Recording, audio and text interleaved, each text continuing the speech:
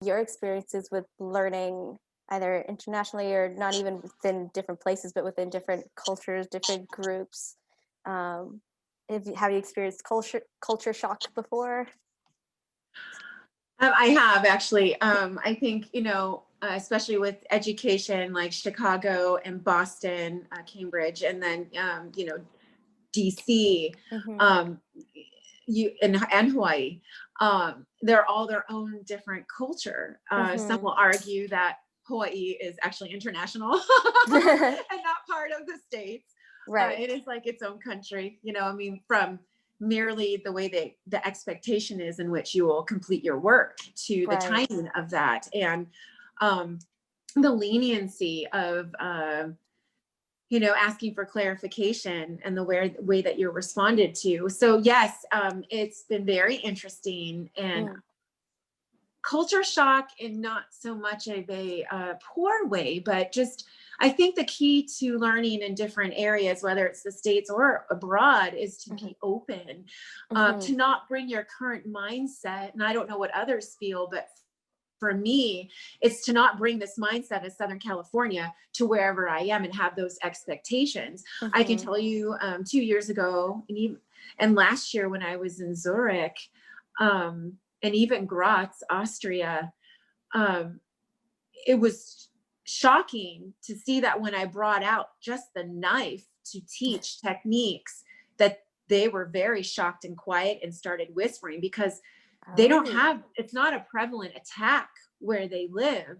So I never did bring out the gun. You can imagine what that would have been like, but they're very much into open-handed Mm. techniques. They're so far from their teachers as far as Asian martial arts. And so to have a teacher like myself there from the States, but teaching an indigenous art from these beautiful islands that they are so far from, and they love to visit and they want to know more. And the reception was good, but they had a hard time initially just putting their hand on a very hard plastic knife. Hmm. Um, so yeah, culture shock in that sense of, we have hammers here too. I didn't bring the hammer. I asked for a hammer and they brought me one, but I realized even though it's not a prevalent attack and maybe they should learn it, that it was probably too much after learning the knife. So using Hmm. our discernment on how not to shut down our students or our fellow colleagues, and when we're studying abroad. So there Hmm. has to be many considerations other than just everything's much smaller in Europe, right? We're used to a coffee that's this big and it's this big and it costs more. And we're brats. We're absolute brats. I mean, even the toilet paper rolls are half the size and they're pink, so it's like, we can't use as much and the showers are small and there's no reason to it's a slight inconvenience, but absolutely worth it. And there's no reason to not embrace the culture and all the many things, the beautiful things that come with it, such as when I ask you, Crystal, how are you?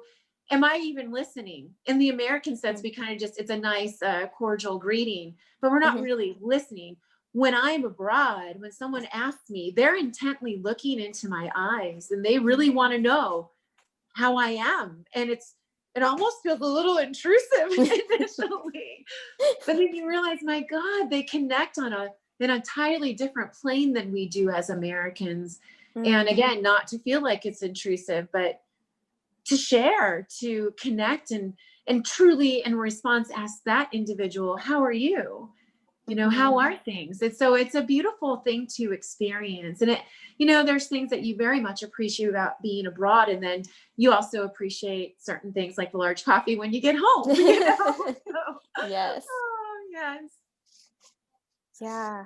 Um, my culture shock was definitely when I was spent 3 years in Japan teaching English, and Amazing. it was a culture shock going, and then it was a culture shock again coming back. And something you learned about, and something I was told from other people on the program, is it's something that's not like, it doesn't have to be immediate. It can be something that like comes up and goes away, comes up and goes away. It's something that comes and goes when you least expect it.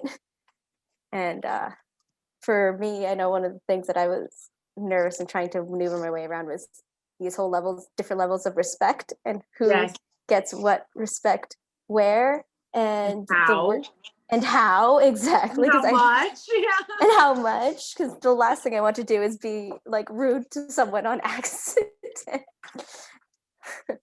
I remember my first like week of work. Before you leave, you're supposed to excuse yourself for leaving early, and you say "Osaki ni shitsurei shimasu," and I wanted to make sure that I said it right. I didn't want to say the wrong thing, and I was sitting at my desk like trying to practice to myself, and I was there for almost half an hour extra, just trying to work up the courage so I could do it right.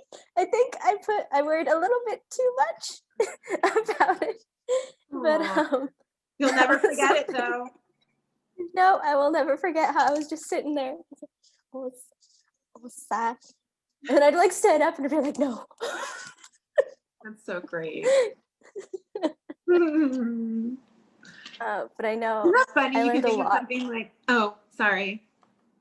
I learned a lot. I know from that. I learned also how to make mistakes. Oh no, I just think it's funny how when we recall something like your experience, how you're instantly transported back into that time, and you can remember what you were wearing and what season it was and where you were sitting, and how you're sitting there incessantly just practicing, and all those emotions come up again, and it's a nice reminder. I think mostly the learning was within myself, to be more flexible, that there are many beautiful ways to live life, and that I create most likely out of my own habits, a way that I attack life, the way that I see life, the way that I respond to others. It's just in our culture, what we deem as acceptable and not acceptable. But then it just blew off any of those fences for me, and allowed me to really take in different parts of the world and how others live their life. And it's so beautiful. That's really what I took away from it, is there's so much more in the way that I'm perceiving life, so many different ways. And remember that as I return back to Southern California. Yeah. Gaining these different perspectives on things, and it kind of just opens up things you didn't even always think about. It's true. Little things, and yet profound things as well. In the end, we're all humankind, and the generous and kind welcome and care they gave me while I was there. I mean, it's also at a different level too. So grateful to have experienced that, and we'll continue to. I'm set for Munich next year. Oh, exciting! So hopefully, COVID will go away, calm down, let us resume safely. Yeah. If not, then it will be 2022. Nice. Do you have advice from your experiences for people who want to go beyond their little comfort zone bubble of learning spaces?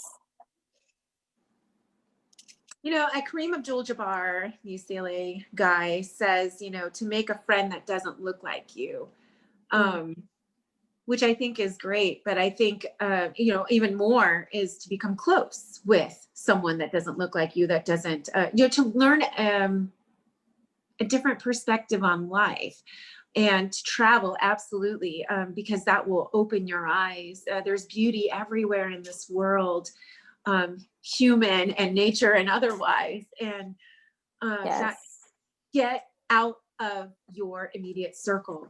Doesn't mean you have to befriend everybody, but go and experience life, and stop allowing fear or the what if to get in the way.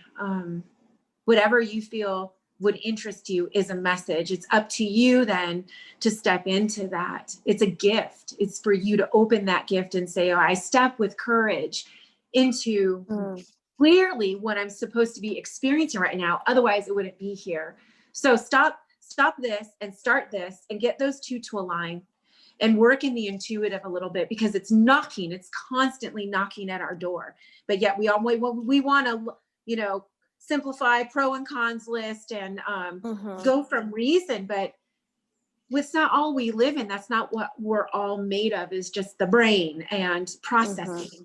There is the spirit. And if we're ready for it, and you know, it's the little lessons, it's the pretty lessons where it's subtle, right? Which I tend to miss all the time. It's those subtle messages where it's kind of a nudging and you say, oh, I kind of like, I want to do that. Nah, not right now. Or, oh, wait, we're always waiting for something. Everyone's always waiting for something. And then it gets stronger.